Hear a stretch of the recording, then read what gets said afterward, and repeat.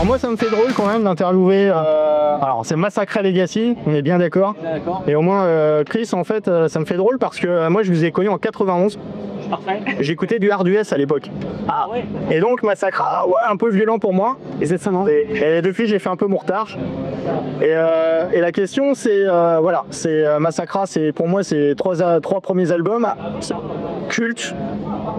C'est quand même une référence pour moi, c'est les pionniers, vous êtes les pionniers, enfin vous étiez les pionniers du death metal français, vous avez marqué votre empreinte, même à l'international.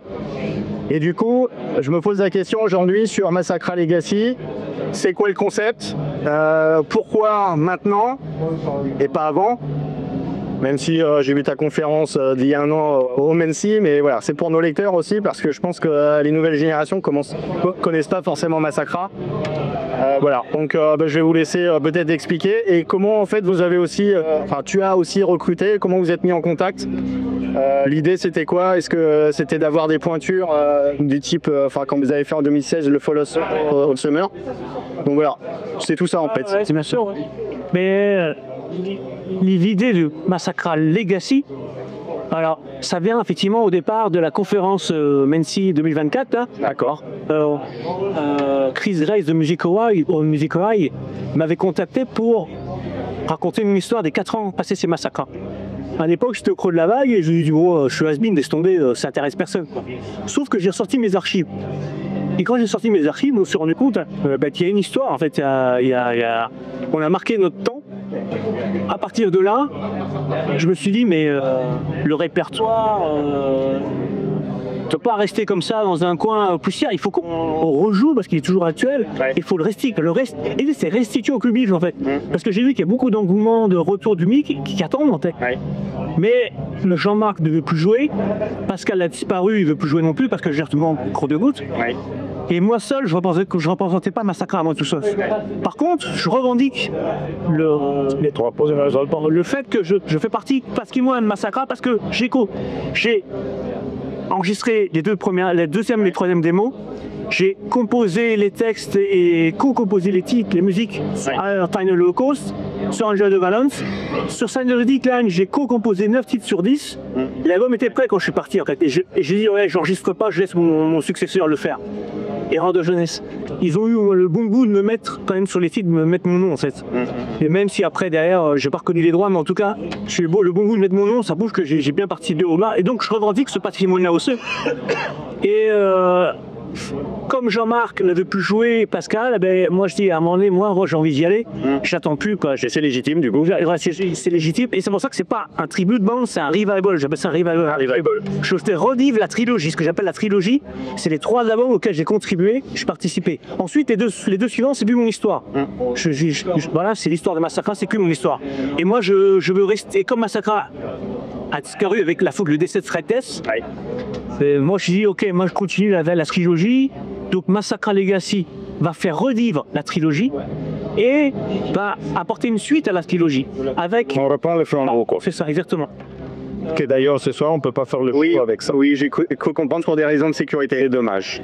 C'était vraiment symbolique, voilà, c'est ça. C'est pas grave. Hein. Au départ, on pensait que Jean-Marc allait revenir, que j'ai retrouvé Pascal. Je pensais former le Power Trio en fait. Ouais. Je trouve que c'était impossible. Donc après, on m'a suggéré, fais un super groupe comme ça fait en 2016. Tu prends des musiciens connus, comme ça va faire. Sauf que j'ai dit non. Le but c'est pas faire une bande de potes qui font du Massacra comme ça s'est passé un peu en 2016.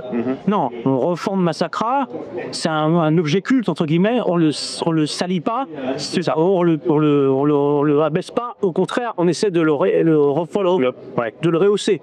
Et pour ça, j'avais besoin d'une équipe. On est des gens sur lesquels m'appuyer, des gens motivés sur l'histoire, donc continue l'histoire. Et c'est pour ça que j'ai contacté Mono Reno au départ, c'était juste pour faire un titre au départ, un guest. Ouais. Et finalement, voilà, j'ai laissé continuer l'histoire. Et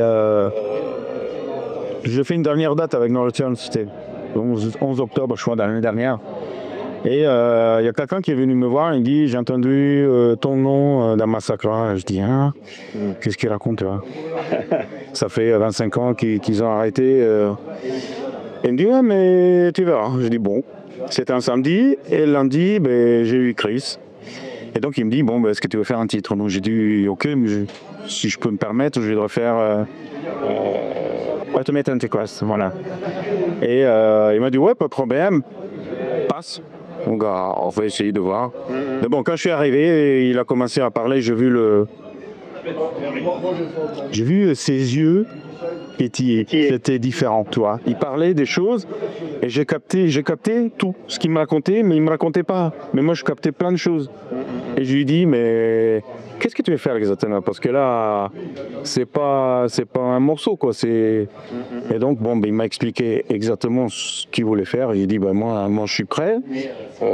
Par contre, tu vas m'auditionner pour voir si ça le fait ou pas, si ça match. Et donc, mais bien sûr, parce que comme tout le monde, il faut auditionner. Ouais. Et donc, j'ai auditionné. Apparemment, ben, ça a fonctionné. Et j'ai amené avec moi Don Brutal, qui c'est un guitariste soliste, très bon, si je peux me permettre. J'ai amené J.A. aussi avec moi, très bien. C'est des personnes que je connais depuis des années et je sais leur jeu, je sais leur engouement pour se projeter vers un projet comme ça. Et puis, voilà, Massacra, c'était pas inconnu pour vous? Non. Ah, forcément. Ça. Et ça. Bah, toi, non, parce que il est revenu parce qu'il n'est pas. Ouais. Là, quand j'écoutais, lui, il me disait, ici, on a audition pour un groupe. Ok, oui, je vais l'être, je ne savais pas. Ouais, j'ai pas dit qui c'était et tout. Et donc là, j'arrive, je vois Chris là-bas. C'est qui? Enfin, non, c'est pas ça, non. C'est là que toi, après, oui. Putain, je commence à voir. On voulait pas, si tu veux, vu qu'il ne connaissait pas, je voulais pas que ça puisse, comment dire, à dire, ah, ce Massacre, je veux, tu vois, influencer, c'est ça. Voilà, c'est ça. C'est cette émotion. Écoutez, me donne un baffe, toi, la musique. Mais après, finalement, il ne le connaissait pas, d'ailleurs. Moi, je pensais qu'il connaissait, tu vois. C'est pour ça que je suis parti comme ça, mais bon. C'était le contraire de toi. Oui. Que toi, je te dis, parce que toi, tu savais très bien. Parce qu'on se connaît depuis longtemps. C'était fan de Massacre. Il y a 50 Solange. Parce que vous, le bassiste, hein. Il a 30 ans, mais il était fan de Massacre. Sans savoir que Massacre cherchait un bassiste, parce que lui, qu'on a fait. Ouais, parce qu'il a envoyé un. Voilà, exactement. Mon village, blablabla, Massacre, tu vois. Et ben lui, il était fan de Massacre. Mais il ne savait pas que c'était une grave. Tout. Et ça fait grave. Parce qu'il est déjà il est jeune avec des idées jeunes. Parce que Massacre, c'est les riffs, ça demande une exigence technique. Oui, mine de rien, c'est très technique. Il fallait une main droite, une sacrée main droite pour assurer, quoi, parce qu'on a eu des auditions de beaucoup musiciens. C'était difficile de trouver des gars qui étaient de bonnes mains là. Ouais. Et J.A. et Don Brutal, vraiment. Ils ont répondu. Juste la chance, le destin, comme j'ai. Comme je sais, quand tu commences à faire un projet et que les astres s'alignent, voilà, je passe une annonce. Et en plus, c'est sélectif, je mets quadra, quinca, je cherche un quadra, quinca. Et vous voulez quelqu'un comme nous, quoi. On voit l'annonce et il dit, ben ouais, je suis trop bien, est-ce que vous acceptez quand même? Je dis, ben viens, on verra. Et là, bam, direct, dans mon temps, il dit, attention, lui, il joue trop bien, on garde, salut. Voilà. Et, ah ben voilà. Et clair. La bise, c'est ce que j'appelle une perle rare, quoi. C'est que, ouais, il était là au bon moment, ou au bon endroit, comment dire, il vient au bon moment. Et tous ensemble, une bonne. Dijon Massacre, à toi. Ouais. Ah, on passe. Ouais. Donc ça, voilà, c'est depuis un an et demi, en gros, le projet. Mois de mars, c'est plus récent, là. D'accord. C'est depuis le mois d'août qu'on travaille à 5, quoi. Ouais. Parce qu'en fait, on est d'accord. On travaille. Ouais, Massacre des Dias est attendu au tournant. Oui. Alors, il y a beaucoup d'attentes. Ouais, Massacre, c'est 4 groupes, c'est 4 membres au départ, pas 6 chanteurs. Ouais. Là, on a un chanteur qui est sur les 2 voix, sur les doubles voix. Et donc, la basse, derrière, il faut assurer la basse comme il faut, et parfait. Et guitariste soliste parfait, enfin ouais, il faut que ça passe corps, tout ça. Et là, on a réussi à construire vraiment quelque chose de solide. Et passer de 4 à 5, justement, au niveau architecture du groupe, ça se fait bien? Parce que c'est différent, du coup. C'est plus la même dynamique. Parce que lui, il fait les deux voix, tu vois. Oui. Il en impose, c'était comme naturel pour nous, parce que d'abord, je pense que imagine que lui, il voyait qu'est-ce qui se passait, mais il assurait grave, les deux voix. Pourquoi chercher un bassiste qui chante ici? C'est pas des... Et après, on va se perfectionner. Voilà. Oui, j'imagine bien. Apparemment, vous avez bien bossé, ce que Cédric m'a dit. Vous bossez. Jean fait partenaire avec Objectif. Ouais. Et Cédric nous a suivis pendant 4 jours, il est resté avec nous, il a dormi à l'hôtel avec nous, il a pu voir aussi l'ambiance. Il a essayé de dormir parce qu'il dormait à côté de moi là. Donc, les gars, fou. Ah ouais. Bien sûr. En tout cas, il m'a dit beaucoup de bien de vous, de l'osmose qu'il y avait dans le groupe. Il a assisté au concert, on va dire quoi, VIP, C'est de restitution là. de restitution. Ouais. Il m'a dit que c'était génial. Voilà, donc C'était sympa. Hein. Ouais. donc là, en fait, ce soir, au Muscadès, c'est votre premier live officiel, si j'ai bien compris. oui. Alors, comment vous avez préparé tout ça? Ça fait depuis combien de temps là que vous cravachez, vous travaillez dur? Bah, à 5 depuis le mois de mars, quoi. À 5, voilà. Après la conférence de Mency en septembre, la première audition, c'était, j'en me souviens, le 17 novembre 2024, avec Moreno et Chiuta. L'amener direct. Ensuite, on a eu quelques guitaristes qui sont passés, ça collait pas. Gia est arrivé en mars et Nabil est arrivé juste avant. On était pas. Sans lui. Ouais, c'est très. Donc Ok. on avait, en fait, avec Nabil et Don Brutal, on a trois piliers. Vous appréhendez un petit peu là pour ce soir? Je mets pas la pression. Oui, t'as pas la pression. Comme dit Don Brutal, on s'est préparé. Mais donc, quoi qu'il arrive, il a fait tout ce qu'il valait beaucoup. Voilà. Et toi, Chris, du coup, je suis désolé parce que c'est le batteur historique. C'est normal. Pas de problème. J'ai vu ta trajectoire de vie. Comment ça s'est passé en fait à l'époque où tu t'es remis un peu à la batterie, à retrouver un peu les habitudes, C'est pas compliqué. À la conférence de Mency, j'ai présenté la batterie Rock Custom que j'avais sur le mode Enjoy the Balance, pardon. Batterie que j'ai racheté et j'ai joué un peu comme ça et j'avais pas joué depuis 30 ans cette batterie. Et quand j'ai fait la première audition, Moreno dit bon, la batterie c'était bien, mais bon, j'ai vu mieux quoi, comme batteur. Hein. Fait que j'étais rouillé facilement, c'est du top, mais non. Un peu d'art. J'étais plié. Il fallait que je reprenne mes dès la réalité. Voilà, reperdre mes repères, reprendre les. Et j'ai pas fait de métal depuis 30 ans. J'ai fait du rock art, du rap bopé. Là, donc j'ai fait je retrouve ma condition physique. Et, un peu de métal symbolique, c'était ça, mais c'était pas aussi exigeant physiquement, parce que comme j'avais une chanteuse vieille, il fallait la préserver parce qu'elle était trop forte. Donc là, et là, de fait de retrouver une voiture, c'est comme si j'en trouvais, je sais pas, une vieille voiture que tu as conduite dans ta jeunesse, ça le fait quoi.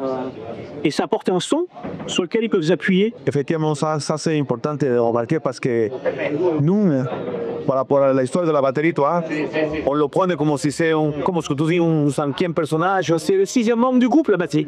C'est un personnage à part entière. Tu ne peux pas, par exemple, dans notre cas, on utilise des vrais amplis. Je sais que tout le monde dit, c'est mieux les petits, tout. Mais malgré ça, toi, les méthodes, on utilise même si c'est un énorme tracteur les deux, mais pourquoi? Pour arriver avec toi, la compatibilité avec le son qu'il a. Parce que je ne sais pas si tu sais, les batteries, c'est une batterie spéciale, de taille spéciale. C'est pas comme pendant qu'ils sont plus petits les tout, toi, autrefois. C'est un truc spécial. Et la batterie, elle est batteriée. D'accord. Je joue à l'ancienne. Hein. Alors c'est ce que tu veux parce que maintenant, de plus en plus, les batteries, maintenant, c'est trié à mort. On essaie vraiment de jouer à l'ancienne. Ouais. C'est très bien parce que voilà, il n'y a rien de tel quoi qu'à l'ancienne et qu'on est en restitution un peu organique et une âme dans le son, il y a une âme. C'est exactement ce que tu de voir ce soir aussi. Donc Justement, le projet Sapra Legacy, c'est de reprendre un peu les cidres des 3 premiers albums. Vous avez prévu quoi, de les rejouer à l'identique, même s'il y a le chant qui diffère un peu, ou est-ce que vous réarrangez des parties ou à l'identique? Aucune modification. Tout compte vraiment pour que les pannes s'y retrouvent. s'y retrouve. Pour pas les Perturbé. Sauf les corrections d'anglais. Je me permets de dire ça, je parle pas anglais comme des oufs, hein. Oui. Mais c'est surtout qu'ils ont transcrit les morceaux, mais des fois ça veut rien dire. Mais c'est pas, ce sont même pas eux qui ont fait ça. Hein. Je pense que c'est les, je sais pas qui c'est qui les a mis sur. Ah non, tu parles des paroles, tu vois. Oui, parce qu'en fait, aujourd'hui sur Internet, il y a des titres, il y a énormément de coquilles. Oui. Alors, ce qui est génial, c'est qu'on a fait la résidence. Il y a des vieux fans qui sont venus, des fans de début, Ouais. avec des albums chaque Vinyle. Ouais. Sur les livres, on doit se remonter ça. Et là, on a sorti les feuilles avec les paroles, et là, j'ai dit voilà, putain, les paroles sont là. Les paroles sont là. Voilà, parce que c'est vrai. Ça Trouve rien, on oui, retrouve. il y a plein d'erreurs. Là, ça peut faire. Bon, et là, avec Muscadès, comment ça s'est passé? Comment vous avez été amené à venir jouer ici aujourd'hui? C'est vous qui avez contacté. C'est curieux, c'est assez curieux. C'est au départ, Mency me dit tu reviens l'année prochaine jouer avec nous. Yeah. Mais avec des guests. Ah bon? Avec des guests, tu veux des guests. Avec des guests, ouais. Au début, ils voulaient que ce soit un super groupe entre guillemets. Moi, je voulais non. Puis Là, ça nous a pas envie. Roster et Massacra quoi. Ouais, ouais. Limite, tu vas dire ouais, je veux la grosse tête. Non, je me suis dit attends, le groupe est non, et si je reviens, je refais un vrai show, je remonte un show. Sauf que plus j'avançais dans mon projet, eux, ils étaient là, ouais, mais finalement, t'as pas de musicien connu. Et là, c'est pour respecter le statut de Massacre. Ouais, ouais. Et moi, par respect de Massacre, je viens pas ici. C'est clair.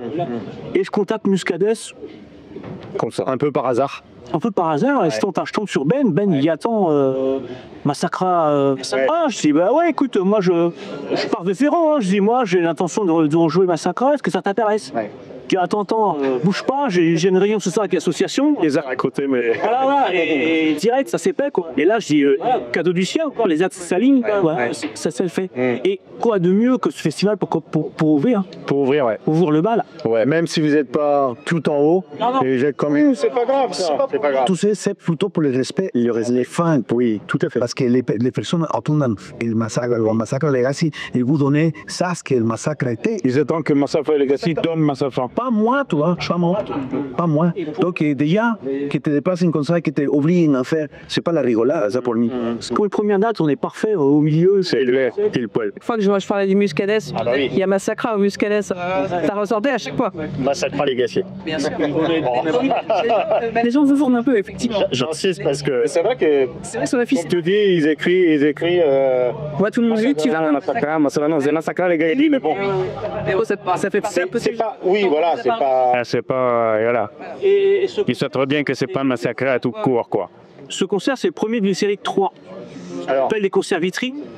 C'est que nous, on doit prouver ce qu'on est capable de faire. Oui. Et donc, c'est crescendo. C'est que là, c'est voilà, 45 minutes. Ensuite, on va jouer 1 heure avec Roriz à la release party. Roriz qui fête son 4e. C'est le boy en novembre. Qui nous fait l'honneur aussi parce que ils n'avaient pas prévu de nous avoir. Moi, j'ai contact au début pour jouer avec nous. Je me dis attends, on fait une release party, soyez notre cadeau en fait de la release party. Ouais, ouais. Et au début justement, pour jouer en délire. Oui, c'est leur fête, on se dit non. C'est pas de release. Ils ont pas. Et il a avec Chris Rémy, après aussi fait non, vous êtes notre cadeau, on joue en partie, nous on joue avant. Ok, donc on a Respect, ouais. fait ça, je dis ok, je prends. Et derrière il y a le Normandie Metal Fest. Voilà, tête d'affiche, ouais. Je dis vas-y, je relève le défi parce qu'on est là pour ça. On n'est pas là pour Voilà. les premières. On s'est dit, on n'a pas peur. Massacre à Legaki, puis on reprend le symbole Massacre. On a vraiment travaillé, tu sais. Cela, ce stade. On a vraiment travaillé. Donc je dis ok, je relève le défi, on sera tête d'affiche au Normandie Metal Fest et on en sera prêt ensemble. Je vous verrai là-bas parce que j'y suis aussi. Avec Cédric. Normandie Fest. Hein? Tu jouais Non, moi je fais pas de musique, mais lui, on avait prévu cette date-là, on avait vu l'affiche avec justement le Sacra Legacy. On n'a pas peut-être novembre, le Normandie Metal, le Normandie Fest Extreme, ça va être le Fest avec Norris. C'est un retour, non, c'est. Et le mec, c'est Phil qui est revenu. Oui, j'ai vu, ah là, je suis trop content. Mais il y a une belle affiche en tout cas. Ouais. Donc non, ça va être chouette. Ouais. Et puis la salle, elle est vraiment sympa en plus. C'est bien de rebondir Il y là-dessus. a aussi Sibyl avec Witches. Ouais, Witches, oui. oui. Ah, il y avait même une très Ça va être sympa. Hein. Alors du coup, la suite, maintenant, après cette tournée de 3 concerts, c'est quoi la suite? Est-ce que vous avez prévu d'autres choses? Alors, là c'est le reggaeton, la trilogie. D'été, la trilogie. Oui. Voilà, on l'a dit là. Et à partir de là, après Trilogie, vu qu'il y a une super. Comme disait dans Bretagne, il y a les 4 cavaliers de l'Apocalypse. Là, on a les 3 Apocalyptic Warriors, et donc l'idée c'est d'en faire un 4e. Il y a 4e personnage diarrhée, pour faire une suite. Et donc 2026, ça va être pour essayer de faire beaucoup de concerts et aussi composer pour le 4e album qui arrivera en 2027, qui tombe pile poil 40 ans après la première démo de Massacre en 1987. C'est calculé. Donc 87-2027, post-tout, ça veut dire qu'en même temps, si l'agenda se tient, c'est parfait. C'est parfait. Et il y a une histoire, enfin, le concept est là. Et ça motive. Le concept est réel, quoi. Parce que autant moi, je retrouve mon répertoire, autant eux, ils ont l'impression de faire un tribute, là. Oui, je suis d'accord avec Donc là, ça les motive. Voilà, c'est pas toujours simple en fait d'intégrer voilà, une formation sans mettre la main à la pâte entre guillemets, sans écrire. Mais par contre, je suis honoré de ça. Ça, c'est ça, pas de doute. Moi, c'est mon lourd. Votre avis aussi? Ah ouais, carrément. Il y a du coup de responsabilité. Oui, d'accord. L'idée. Merci, comme je dis, on a un peu sur les épaules, c'est sûr. On a un débat de l'acier. Mais on va y aller, putain. Et ça va être intéressant de voir comment ça va être perçu par les médias français, du coup, parce qu'à l'époque, c'est vrai que, en fait, je sais pas pourquoi, c'est vrai que j'ai retracé un peu avant de venir l'histoire, et effectivement, je m'étais pas rendu compte à l'époque comme quoi Massacra avait été un peu, pas dénigré, mais un peu descendu au profit d'autres groupes français. Je serais pas là forcément, mais bon. Alors maintenant, comment, enfin, vous avez peut-être eu d'autres médias là avant. Est-ce que vous avez senti quelque chose ou est-ce que ça pétille chez les médias actuels le fait que Est-ce que c'était par rapport à d'où ça comportement en live? Tu sais qu'ils insultaient, qu'ils étaient. Insulter, c'est que aujourd'hui, tous les groupes disent motherfucker. Ah oui. Et nous, on est des précurseurs finalement. On a eu hier soir et Pythagore. Le fait, t'es pas bon. À l'époque, tu disais motherfucker, les mecs qui te regardaient, qu'est-ce qui se passe? Mais d'accord, vous savez pas vrai. En fait, Massacre a toujours été en avance sur son temps au niveau musical. En avance. Ça, c'est vrai. vous étiez Américain, un des carrément. pionniers quand même? Mais en Europe, En France, c'était. En France, en Europe. après, c'est vrai que tu sais vu. Peut-être, ouais, déjà. En séance, c'est avec qui? Il y avait Massacra et Morsu peut-être? Un morceau, c'est avant. C'est avant, un petit peu avant. Mais les trois groupes, c'était dans le nord, Lord Blast, Ouais, dans le donc sud, là, bien sûr. Adressor, et au milieu, Brassafaria. C'était les trois groupes qui tournaient dans ce style-là. Mais ce qu'on appelle aujourd'hui blast beat, qui s'est démocratisé, Ouais. à l'époque, jouer comme ça, c'était Morceau qui avait amené ça. Ouais. Et Fred était très pote avec le batteur de Morceau. Et il jouait comme ça. Et quand Fred est parti, moi j'ai pris le poste de batteur. Après, il est revenu en tant que guitariste. Mais pour l'époque, je me souviens, pour jouer comme ça, les mecs, ils m'ont ri, mais ça n'existe pas. Non, Rot. Mais si, ça existe. Mais moi, c'est ce qui m'a fait aussi dévier à un moment donné, dire, mais je suis un compi, je laisse tomber. c'est ça. La petite goutte d'eau qui a fait déborder le vase. Ouais. Mais maintenant, je suis content de voir, effectivement, même si c'est bourrin, même si qu'importe, ça touche les gens, c'est ça qui est important. Oui, il y avait quand même mine de rien une reconnaissance. Hein. Après coup, on voit Massacra, moi j'en parle avec des connaisseurs. Ah bah oui, Massacra, c'est génial quoi. Ouais. C'est génial. C'est ça l'image qu'on en garde aujourd'hui de Massacra. Surtout, nous, c'était un groupe européen. C'est que Belgique, Hollande, Allemagne, Pologne, les pays de l'Est, on était les premiers à passer le mur de Berlin avec pour les jouets. Et les fans sont hyper reconnaissants, ils s'en souviennent de ça. Là, j'ai une copine qui s'occupe de la Belge. Elle voyage beaucoup. Et chaque fois que le soir, ils vont dans les bars, des trucs comme ça, il dit, tu viens d'où? France, France, Massacra. C'est elle qui me dit ça, je dis putain. Il me dit chaque fois que je parle de la France, c'est Massacra. Il sort le mot Massacra. C'est pas le Blas, c'est pas l'Orblan, c'est Massacra. J'étais étonné. Pologne, ouais. On est beaucoup attendu, par exemple, quand même. C'est ce qui m'a convaincu de faire la conférence. Ce Chris Devers me dit, mais attends Chris, moi quand je parle à l'étranger, à un groupe français, tout le monde me cite Massacra. C'est incroyable ça. Tu te souviens, les deux mecs qui viennent, qui rappellent de Chile, de Pérou, aussi la Latinoamérique. Yo como latino, tu vois, yo no connais pas trop, toi, mais là, je me surpris. Des personnes de Chile, de Pérou, de Brésil, d'Équateur. Le premier média à qui on a accordé une interview en tant que Massacra Legacy, c'est un média équatorien. Ah la vache. Le mec passe un truc en direct équatorien. En visio. Moi, je ne le comprends pas aussi. Mais de toute façon, c'est un truc de ouf. Vous étiez connu là-bas, en Équateur. Parce qu'on n'a jamais joué là-bas. Et si en tant que quatrième album, ce serait de jouer en Amérique du Sud, ce serait top. Ouais. Ce serait top. Grosse tournée. Mais c'est ça. Là, ça serait du Massacre Legacy. C'est plus Massacre, c'est Massacre Legacy. C'est une entité à part entière. Bon, on arrive à la fin, je pense. Déjà, ouais. En tout cas, j'ai appris plein d'anecdotes dans la conférence. L'histoire de Roadrunner. Qu'on a attrapé dans les chiottes. Ah, c'est ça. Et la, et la voiture que vous avez fusillée aux États-Unis. Bon, la Chevrolet Celebrity. Le mec, il nous fait un cadeau, il dit tiens, je surclasse, mais faites attention à la voiture. J'ai vu la photo. Il a fait des yeux. J'ai pas tout raconté, hein. Il faut savoir que suite à cet accident, il y avait des billets d'avion dans la voiture. Et Fred Ness et moi, on les a perdus dans la voiture. Donc du coup, on se pointe à l'aéroport à Air France, dit au... On a perdu les qu'on a racheté. Comment ça, sur à l'époque? Non, sur les clichés et tout. Non, on va savoir, vous payez un billet. Donc on n'est pas parti. On est resté bloqué à l'aéroport. Pascal et Jean-Marc sont partis. Et on a dormi à l'aéroport, Fred Dess et moi, et c'est un mec de secours voyageurs qui était là, francophone, qui nous a trouvé des billets low cost. On est partis chacun dans un avion différemment. J'ai demandé à ma copine à l'époque de faire un virement sur mon compte pour payer le billet. J'ai pas accepté. Oh la vache. Il n'y avait pas de billet à l'époque. Il n'y avait pas de billet, le billet électronique, ça n'existait pas.